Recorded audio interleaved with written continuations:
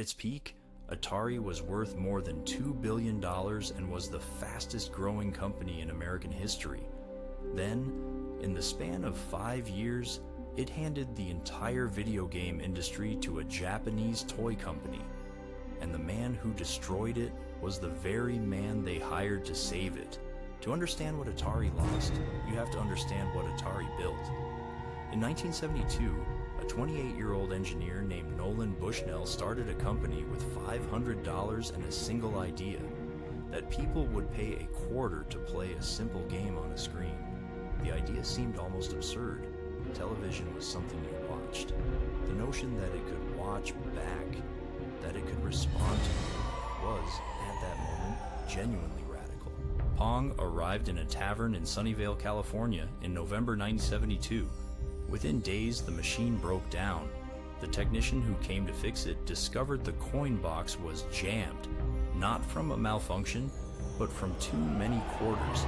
That was the entire business plan revealed in a single moment. Atari didn't need to convince anyone to play. It only needed to put the machine somewhere people already were. Through the mid-70s, Atari expanded fast, almost recklessly.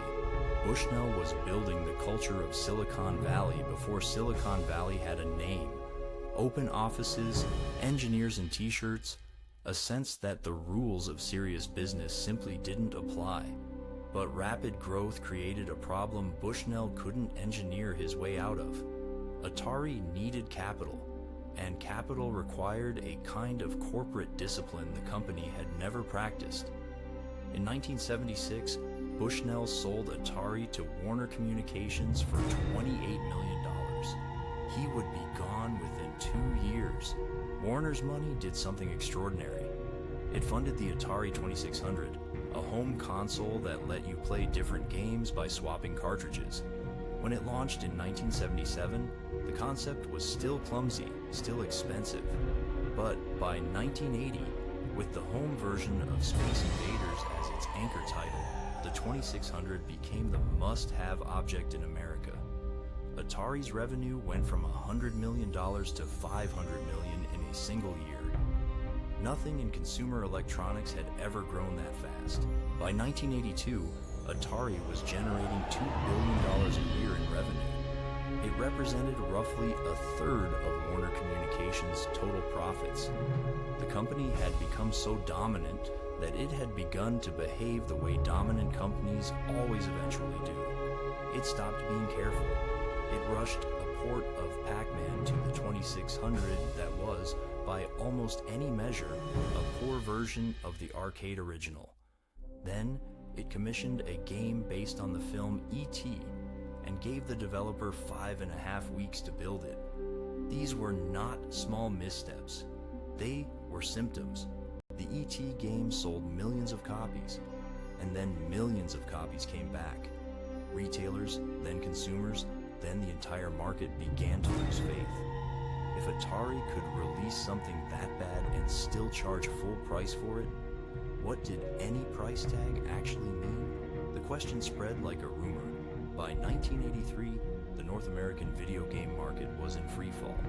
Industry revenue dropped from $3.2 billion to $100 million over roughly 2 years.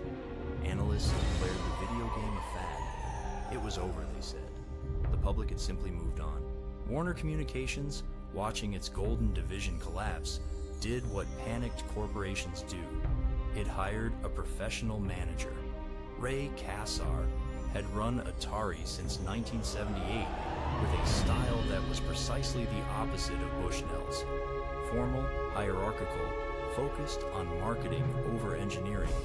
Kassar's era had produced the boom, which made him look like a genius, and it had also quietly built every structural flaw that caused the crash. He was gone by 1983, but the man who replaced him would prove far more consequential and far more destructive. James Morgan arrived from Philip Morris. He understood cigarettes and brand management. He understood consumer packaged goods. What he did not understand, and what nobody around him seemed able to make him understand, was that a video game was not a cigarette. A cigarette is a commodity. A game is a promise. The people buying it are not just consumers, they are participants. Morgan reorganized Atari into business units, imposed marketing frameworks borrowed from tobacco, and by doing so, systematically removed the engineers and designers who were the only people who actually knew what made the product worth buying. While Atari was reorganizing itself into irrelevance, a company called Nintendo was watching very carefully. Nintendo had been making playing cards in Kyoto since 1889. It had stumbled into video games almost by accident, first with arcade hardware, then with a home console called the Famicom, released in Japan in 1983. When Nintendo's American representatives approached retailers about bringing the console to the United States, they encountered a wall of polite refusals. Nobody wanted more video game hardware. The crash had poisoned the entire category. Nintendo's solution to that wall was one of the more quietly brilliant pieces of marketing in business history. They didn't call it a video game console. They called it the Nintendo Entertainment System, and they sold it with a toy robot called ROB and a light gun.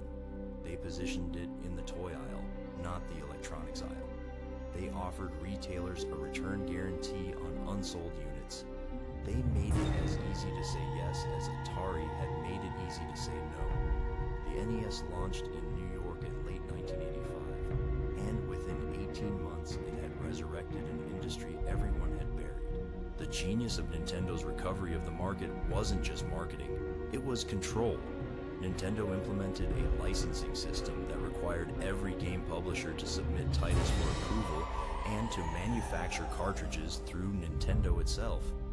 Atari had allowed anyone to publish for the 2600, which had flooded the market with low-quality games and was a direct cause of the crash.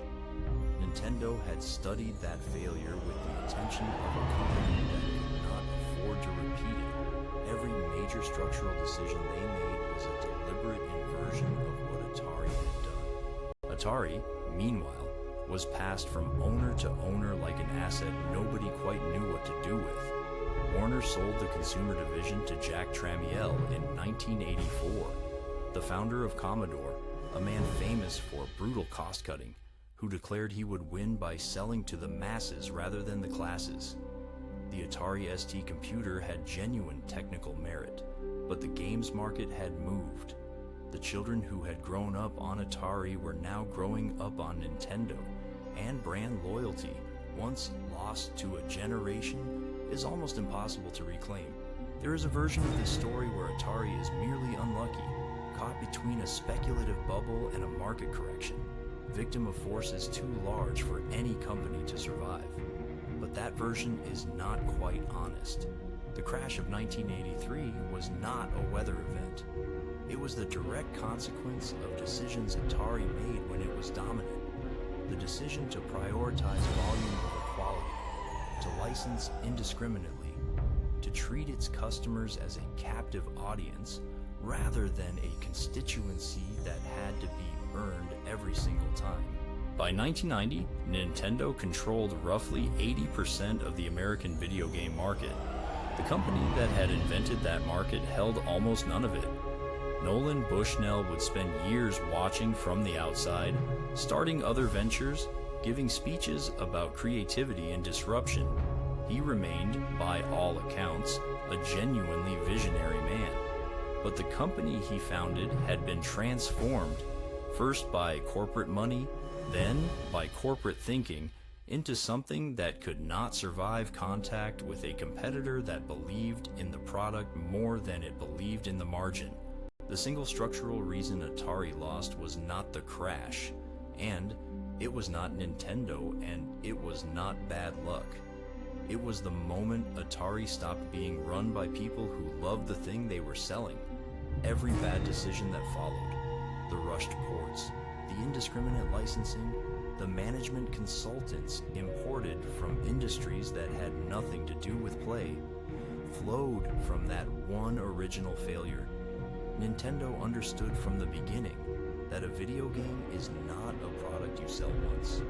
It is a relationship you maintain. Atari forgot that. Nintendo never had to learn it.